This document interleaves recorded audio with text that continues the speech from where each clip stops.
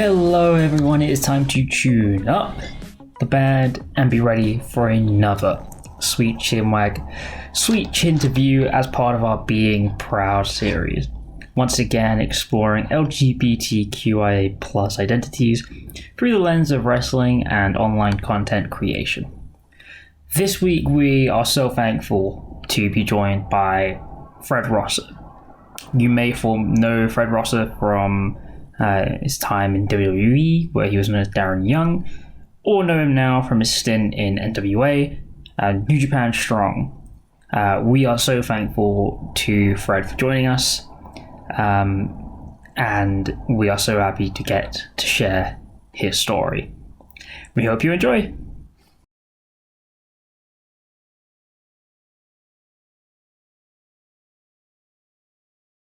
Hello, everyone, and again, thank you so much to Fred Rosser for joining us. Fred, how are you doing?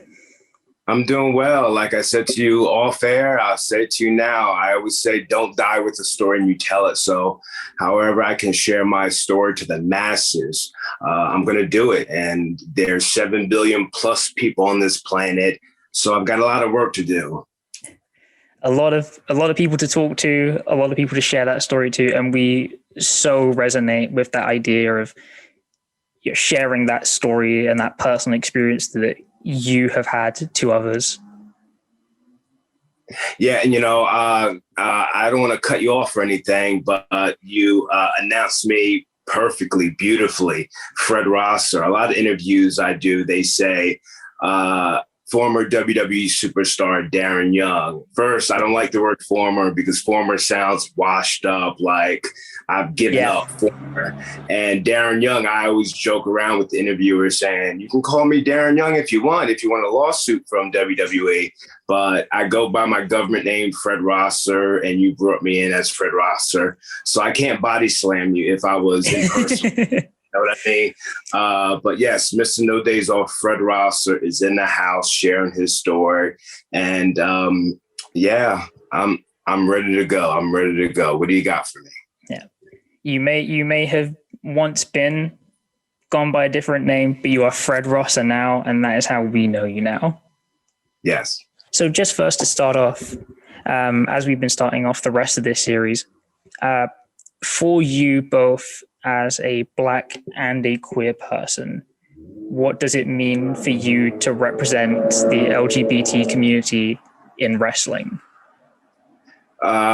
Representation is key. I made a decision to come out. There are many reasons why I decided to come out publicly to the world. I was put on this earth from a higher power to spread my message, my block the hate message. And I always say daily, none of us are as strong as all of us. I'm not the first gay superstar, and I'm not the last. I'm just the one that came out publicly, the first in our industry. My story had a galvanic effect.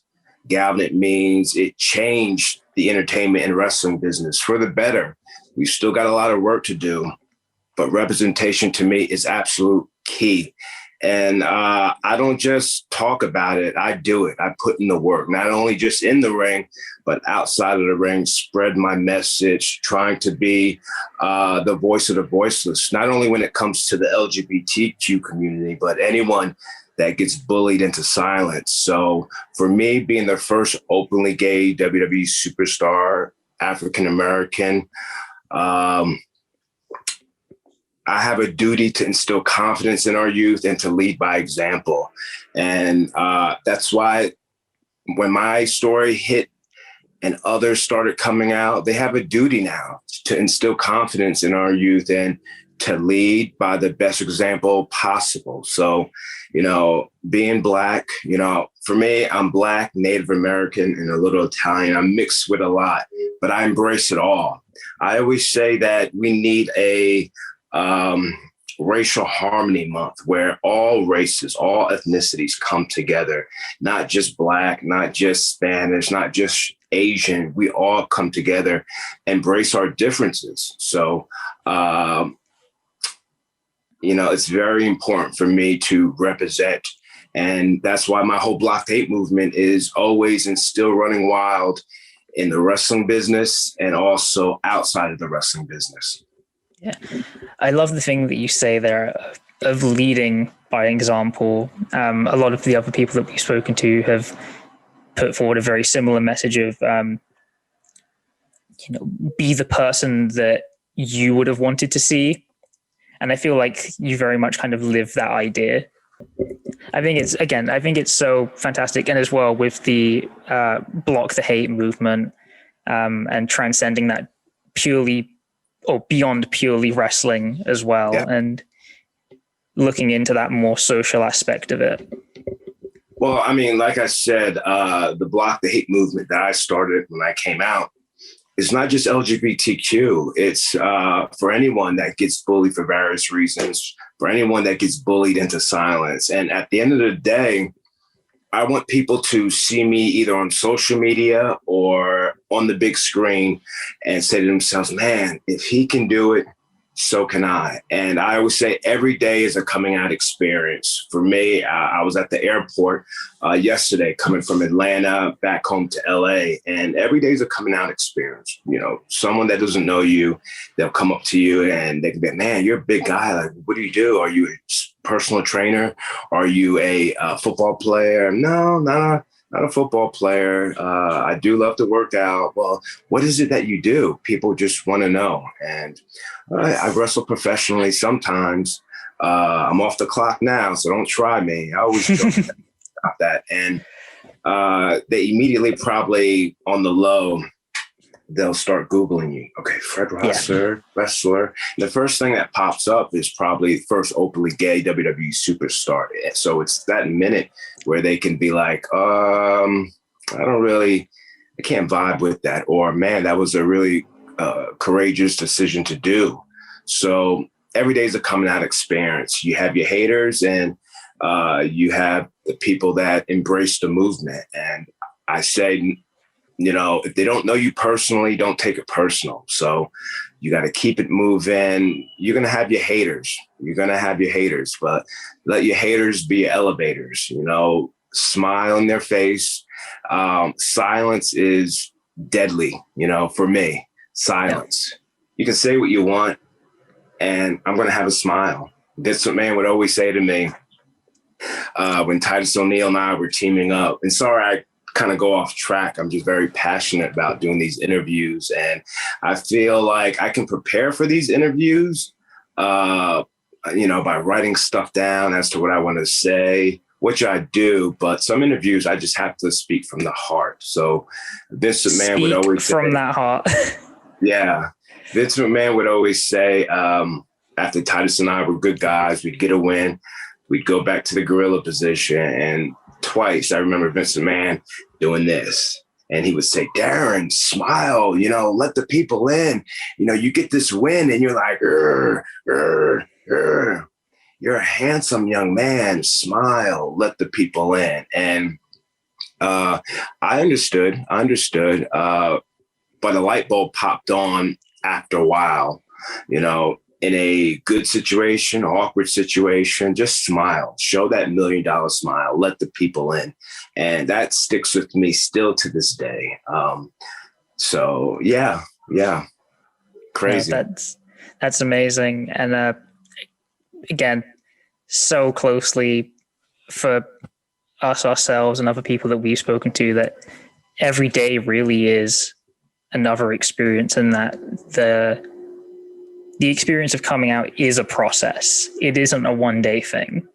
It is something that happens over time. And I guess there is an element of it as well that for us, we don't necessarily experience in the same way as someone who maybe has the recognition that you do, or people asking about you that don't necessarily know you as closely. So I think that's a really, really interesting aspect to it. So then moving on, how far do you think, or has it at all, has wrestling helped you kind of explore your identity or how you present yourself? Well, first and foremost, I don't have to do interviews like this. Like, let me tell you something. I don't have to deepen my voice to sound tougher or masculine. I can just be me. I can be as tough as I want. I can be as feminine as it's early, 9 a.m. I can be as feminine as I want, which is what I'm trying to say. I could just be me. I'm not the sharpest knife in the drawer. So certain words, as a kid, speech impediment, I would stutter a lot. So at this point in my life, I embrace everything. I embrace who I am. I embrace the way I speak. And I've been doing huge things in the past, not only with WWE, but at the moment with New Japan Pro Wrestling. And 2020 having a match of the year for New Japan Pro Wrestling, New Japan Strong Show against this one guy we never touched, Filthy Tom Lawler. That match got voted match of the year 2020 because not because I'm gay, but because I'm good. We're good at what we do. So for New Japan to be able to embrace me with open arms. And when I come to fight, I come to fight. When I come to wrestle, I come to wrestle. I always say, instead of people worrying what I do behind closed doors, they need to worry about what their significant other is doing behind closed doors. You know what I mean? So yep. I always say that, and that hits home with a lot of people. Again, I jump all over the place, but we still have a lot of work to do in the community. That's why I won't stop fighting until I'm 6 feet under. I'm not a doctor. I'm not a psychiatrist, but I am a friend. And off the top of my head, 2 fans that I have met in the past. One was a straight guy, and I met him as a fan, and then fast forward to however long I hadn't seen him, and this one particular fan had messaged me on social media and said that he had just broken up with his girlfriend, and this is an ally, and he was thinking about committing suicide. So like I said, I'm not a doctor, I'm not a psychiatrist, I am a friend. And I started sending him video messages in the DM, talking him out of it, telling him that he's more than that. He's important, because it was serious. And then I guess my message sunk into him, because a year and a half later, he was in the process of getting married to a new girlfriend. So I might have saved a life, because there was a time when he was going to commit suicide. Now he's doing great. He's married. So that's the power of my story. That's the power of being a friend. So I won't stop. I can't stop. My fight is much more bigger than in the ring. In all actuality, it's fighting bigotry and hatred and just being there for people. So like I said, representation is key. It's a priority for me. Now that's genuinely amazing. And as we've said between ourselves, seeing you both with New Japan Strong, but also NWA, again, there's the element of the visual representation, which is so important. But also people being able to be there, and maybe even if they don't necessarily know you, being able to see you and see that in light of everything else, or things that people might try and disparage you for, or say, you know, as we've heard from other people, you're only there because you're X, you're this, you're that. To be there and to say, well, no, I'm here. You see me in the ring with Tom Lawler, and that's what I want you to pay attention to. And you speaking about that support is so important across the board for so many things. And, you know, having that network there for the people who do need it can be important to making sure there is just that one other person who is still with us. And you know, I'll tell you, you'll get a lot of people. I hear it a lot from women saying, "Oh, I need a break from social media. I need a break. It's too much. It's too much." I hear it from everyone.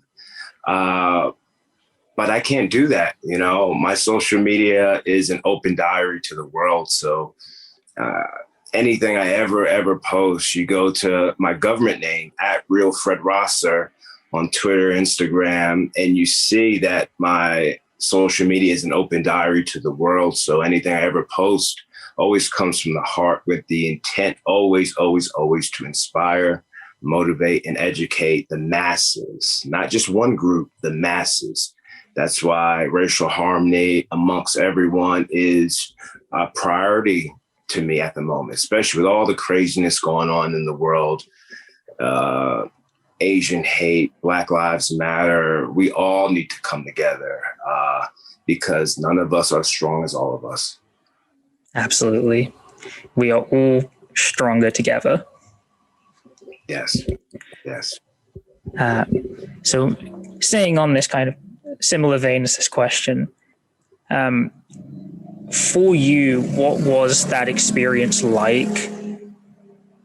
I guess for you going through being the first openly gay wrestler in WWE. Well, let's just say before I came out, it wasn't easy. Yeah. It wasn't easy. During the Nexus, you remember the Nexus? Yep. That's like one of the original armbands. The night that we toured at Miami, it was, I believe 2 days ago, it was 11 years, or a day ago, it was 11 years ago that we caused havoc. I wasn't myself at all because I wasn't out publicly. It's just that fear of the unknown. And I think 7 billion people plus, we all have those inner blocks, that are holding us down.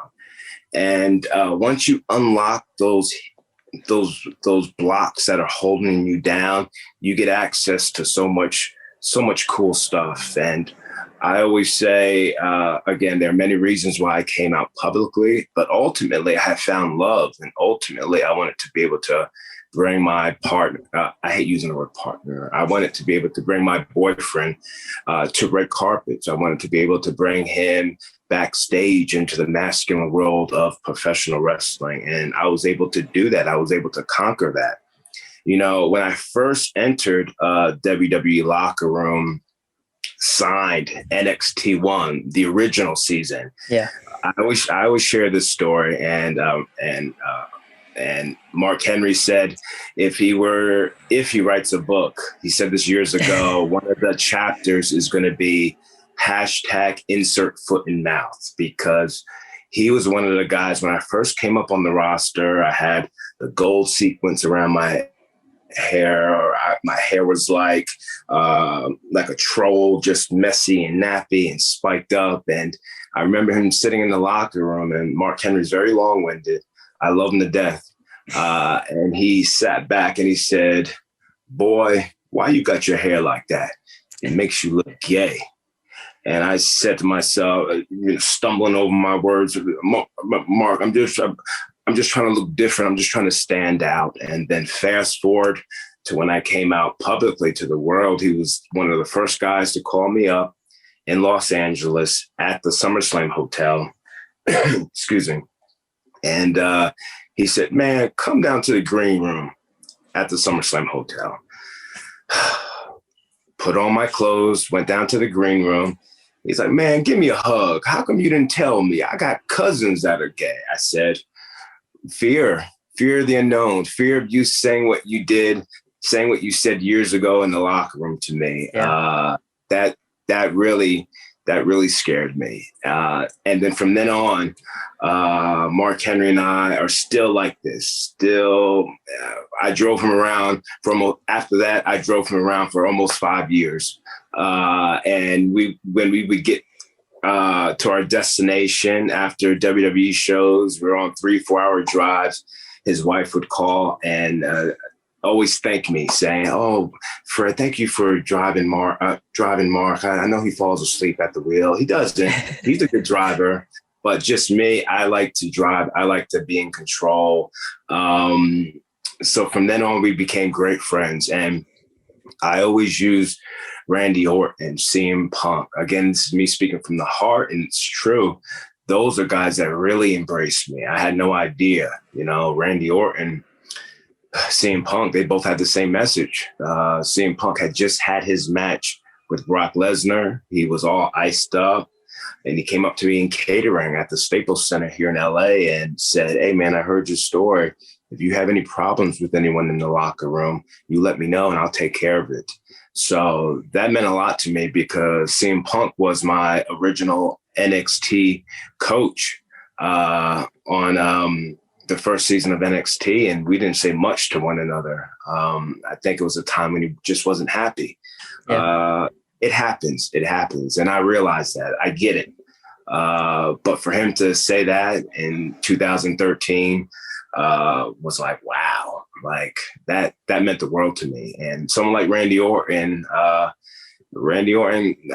he's older now, but he was a hothead back in the day. You know, I'm very reserved, but when I came out, still to this day, he has love for me. Still today, he had reached out to me when Brody Lee had passed away, because I had made it known, like everyone else, that I was devastated because it hit too close to home.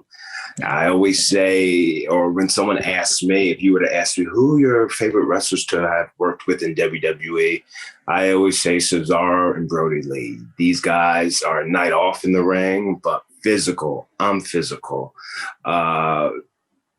They were two people that I loved being in the ring with. And when Brody Lee had passed away, it was Randy who texted me saying, hey, man, if you need anyone to talk to, here's my number. And I already had his number from years ago. He had given it to me. But of all people, Randy to do that, of all people to me, I'm like, man, I love him. And he's a guy still to this day that even 19 years, September 11th, it'll be 19 years I've been rocking and rolling in this business. He's still a guy, along with the Great Muta, that I like to study for not the moves they do, not the offense they do, but the in-between stuff. And it might be tough for someone to get that's outside of the business. It's tough for people to get it in that are already wrestling. Yeah. The in-between stuff is so important. Undertaker stressed that a lot. I forget where, but Undertaker always is in character. You know, he's always the in-between stuff. If you watch The Undertaker and he's like on someone in the buckle, beating the hell out of him, what does he do? He looks at the ref and the ref runs, you know, that's the in-between stuff, you know, that sometimes people don't get. And Undertaker's one of the best. Randy Orton, like I said, is one of the best. The Great Muta is one of the best. So those are guys that I study still to this day to make my stuff look as believable and as solid as possible. And Tom Hanks said it the best. You're dope. You're dope. You're dope if you don't steal from the greats. And that really resonates with me. Yeah.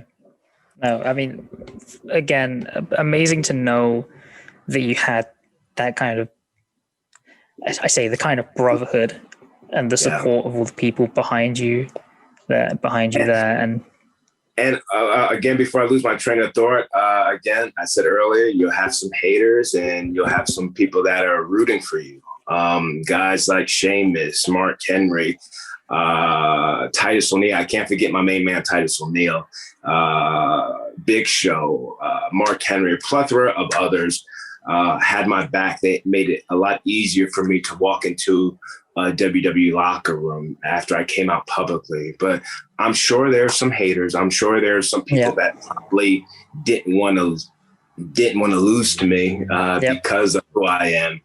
But I always say, and I joke about it, but I'm very serious that, you know, I'm gay, but I'm pretty tough.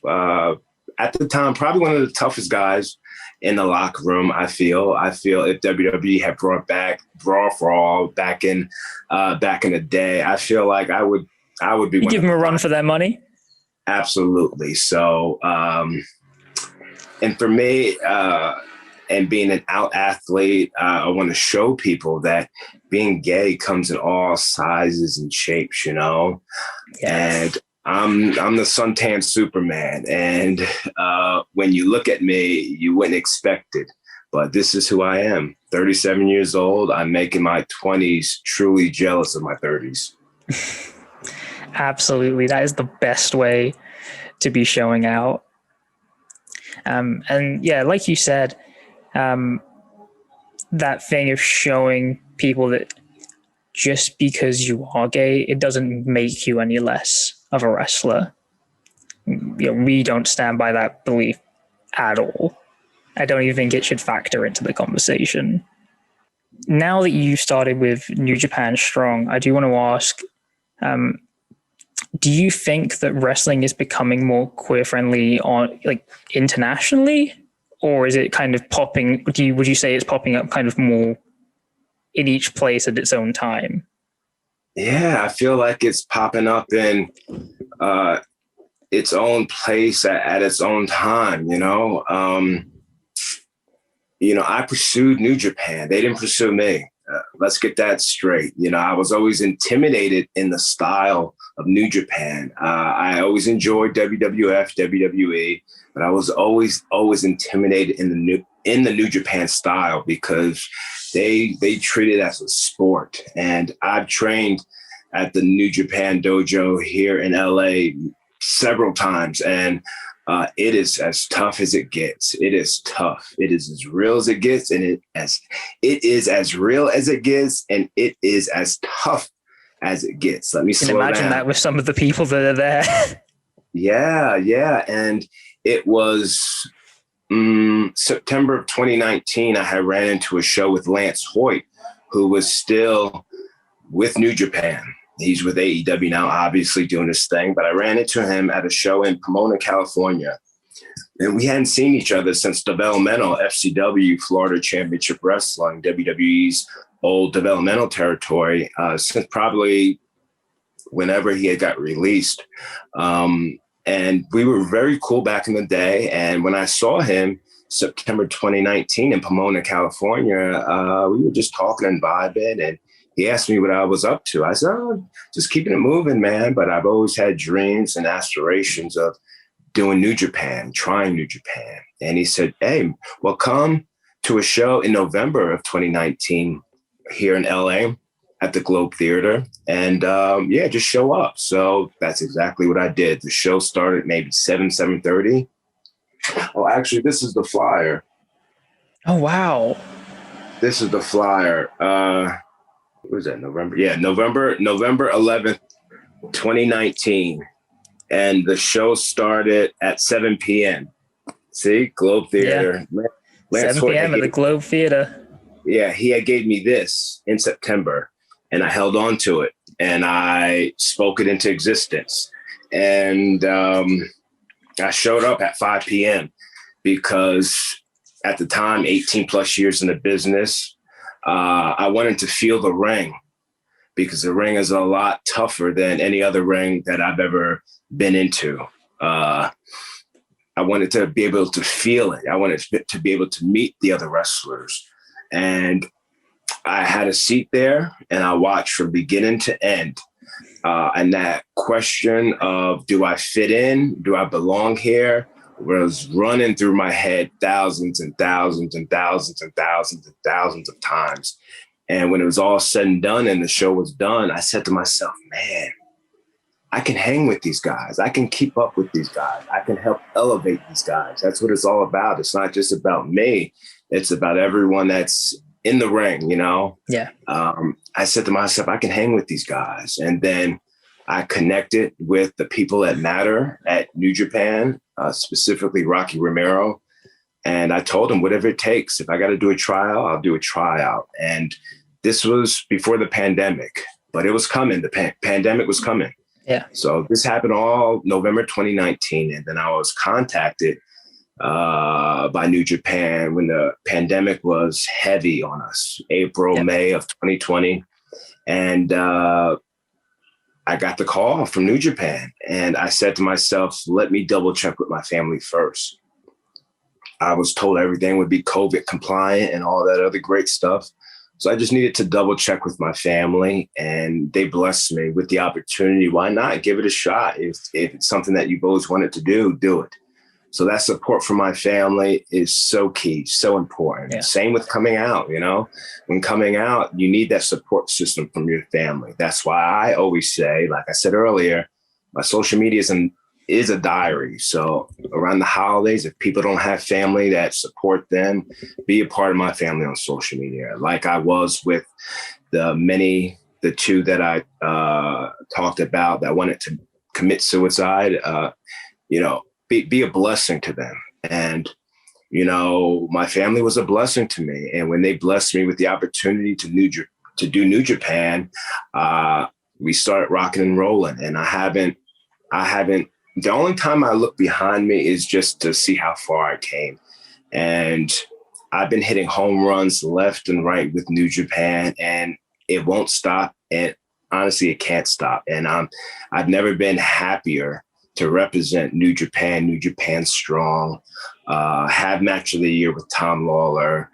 I still have so much left to offer. I still have so much left in the tank. Many, I'm a shy guy, but many have said that I'm doing my best work. And that matters. That helps to me because it boosts my confidence. It boosts my confidence tremendously. In anything I do, I always put in 100,000% effort. I might not be the greatest worker. I do have the greatest throw of all time. I may not be the greatest worker, but I'm the hardest worker. I'm the first one there, the last one to leave. Still in this business, 19 years, September 11th. I love this business. And to be able to wrestle, watch my God babies here in LA, and be able to work on my sponsorships, because I'm just not a wrestler. Yeah. I'm an ambassador. I do so much. I've got my Glitch Energy that I partnered with them. You go to glitchenergy.com.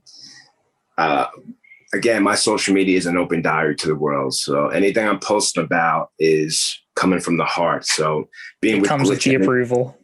Yeah. So representing Glitch Energy, representing Headquarters Clothing, representing New Japan Strong, being out here in LA, doing my acting stuff, constantly Mr. No Days Off for me isn't a gimmick. And it's something that's just doesn't apply to me. It applies to everyone. That lifestyle of constant grind and struggle and never give up.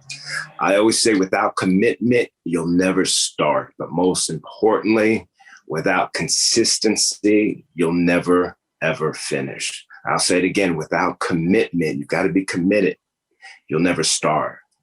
But without consistency, you got to be consistent. You'll never finish. You'll just never finish. That's just how it is. So be the hardest, smartest worker in the room, The Rock says, He's the hardest worker in the room, but he surrounds himself with people that are smarter than him. That's why he is the way he is. He didn't get to the top by himself. He got to the top by surrounding himself with people that are smarter than him. So that's how I apply my life. That's how I apply everything to what he says into my life. For example, just as much as people in the community look up to me for inspiration, The Rock, Will Smith, Denzel Washington, Tom Hanks, Matthew McConaughey, guys off the top of my head that I study and follow on social media, just as much as people look up to me are an inspiration. Those are guys that are an inspiration to me to keep going, to keep improving, elevating my message, because there's always room for improvement, to share stories that matter, to elevate those that are under you. And that's how it is at this point in my career. Anyone that I work with New Japan, I want to be able to elevate. And when we're able to elevate each other, like Tom Lawler and I did, we crossed that finish line together. No, that's absolutely amazing. I mean, again, every day is always a learning experience. There's always an opportunity to learn from other people. You bring up those maybe names I think people wouldn't expect, and you mentioning it as well. I do want to ask a little bit about the acting and a little bit of how you got into that. I remember reading that you were briefly on an off-Broadway show. How did you get into that? Well, before my release from WWE, the end of October, a couple days before my birthday in 2017, I had already moved out to LA full time August of 2017, because I always say, you know, someone like Michael Jordan, I'm not Michael Jordan, but Michael Jordan can't play forever. And I knew my time was coming to a close with WWE. I mean, I've done stuff with them since my release. I've been on their show, The Bump.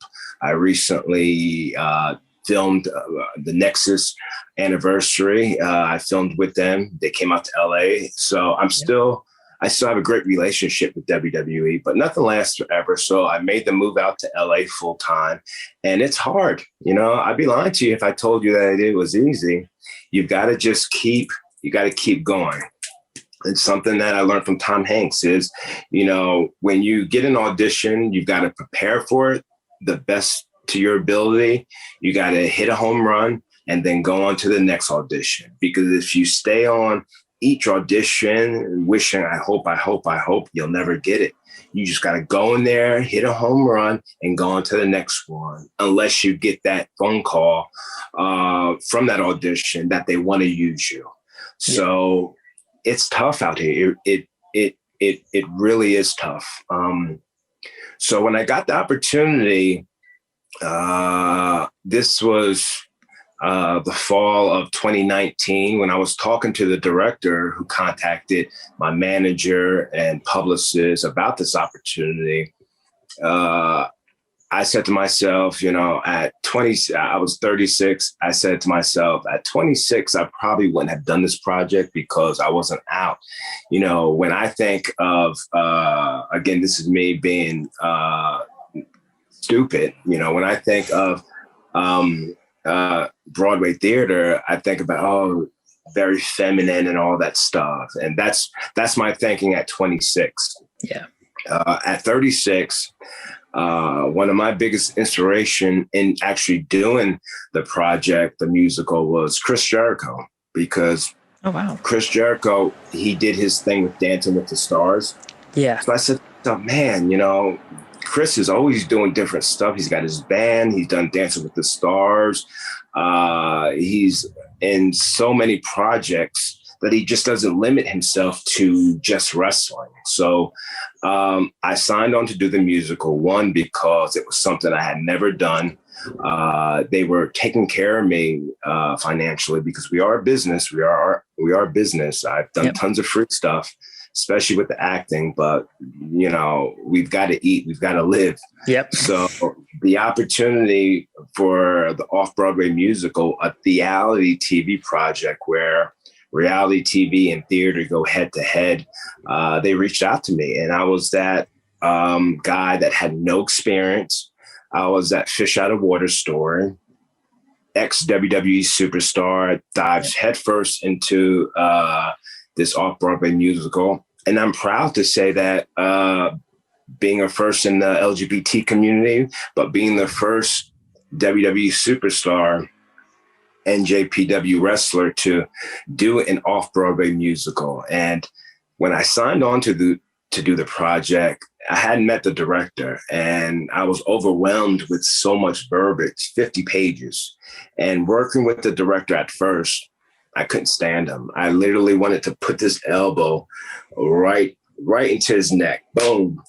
And then when I finally, and I told him at first, I don't think I can do this project, because just talking to him over the phone, we weren't vibing. And then ultimately, when I started working with him via Zoom, working on my lines, because it's very difficult, I started working with him. I got his humor. When I started working with him on set early 2020, I fell in love with the director. And it was the best decision I've ever done doing it. It was the hardest thing I've ever done in my life, because I had no experience. Everyone else had experience doing the musical. I had zero experience. So again, that whole mentality, first one there, last one to leave, constantly trying to get it right. Because when you get your lines down, you got your lines down. But when you incorporate singing and dancing, I had zero experience. So the reality part of the show was they were capturing all that, all the hiccups, all the struggles. And it was hard. But if you ask me if I would do it again right now, I would do it again in a heartbeat, because it made me a better performer, even better, thinking on the fly more. That's how I was taught WWE, old school style. Yeah. Think on the fly.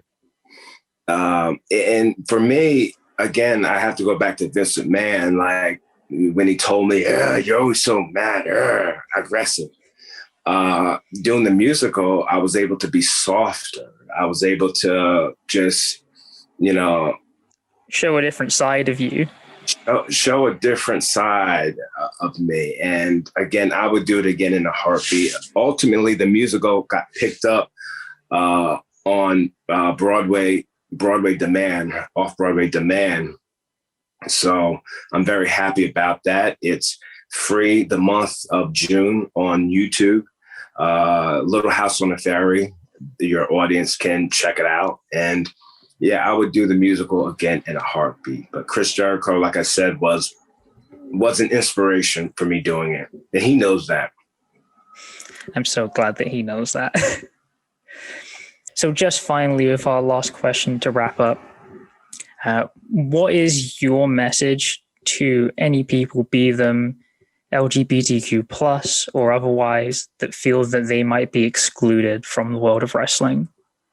In this world, we're going to receive hate for various reasons, but in order to be strong and successful, you've got to take on my message. And it's not just my message. It's a message that everyone can kind of root and get behind, and block the hate, block the hate. Let your haters be your motivators. No one should ever force you to come out. If you're not ready, you're not ready. No one should force you. No one should hold a gun to your head and say, oh, you need to come out. When the time is right, when you feel the time is right, come out. And again, I don't post for the thousands that could hate on me. I post for that one person that is inspired, that is ready to let the world know this is who I am. This is what it's all about. And my social media is my diary to you. Reach out to me, contact me, Twitter, Instagram. I'm heavy on it, at Real Fred Rosser. Be a part of my social media family, because again, none of us are as strong as all of us. One finger can't strike a blow. You know what I mean? One finger can't strike a blow. But if you ball up all these fingers, you can strike a mighty blow. And this LGBT community, or anyone that gets bullied into silence, has got to be that fist. So block the hate, spread the word, strengthen numbers. I can't do it without you, baby. That's so amazing. Thank you again so much for joining us for this. And we will be linking all our listeners to your stuff and to all the projects that you are behind as well. Thank you. Thank you so much for having me share my story. Like I said earlier, don't die with the story, you tell it. Thank you so much. And thank you to everyone that's been watching this for listening.